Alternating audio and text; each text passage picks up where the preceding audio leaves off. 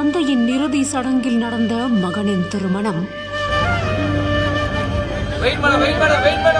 சென்னையில பிரபல தாதாவா இருந்த நாகேந்திரன் பகுஜன் சமாஜ் கட்சி மாநில தலைவரா இருந்த ஆம்ஸ்ட்ராங் வழக்குல முதல் குற்றவாளியா சேர்க்கப்பட்டிருந்தாரு. உடல்நிலை சரியில்லாம சிகிச்சை அளிக்கப்பட்டு வந்த நிலையில சென்னையில இருக்கக்கூடிய ஸ்டான்லி மருத்துவமனையில உடல்நல குறைவால் அனுமதிக்கப்பட்டு உயிர் நீத்திருக்காரு. மறைந்த நாகேந்திரன் அவர்களுக்கு 2 மகன்கள் இருக்கிறதாகவும் முதல் மகனுக்கு ஏற்கனவே திருமணம் முடிஞ்ச நிலையில இரண்டாவது மகனுக்கு 2023ஆம் ஆண்டு திருமணம் பேசி நிச்சயிக்கப்பட்ட நிலையில 2ஆம் மகனான அஜித் சிறையில இருந்ததா சொல்லப்படுது. 2024ஆம் ஆண்டு ஆம்ஸ்ட்ராங்கோட வழக்குல தன் தந்தை சிறையில் அடைக்கப்பட்ட நிலையில தன் தந்தை முன்னாடி தான் திருமணம் செஞ்சுப்பேன் அப்படின்னு இருந்து தந்தையோட இறுதி சடங்குல கலந்துக்க வந்திருக்காரு அஜித்.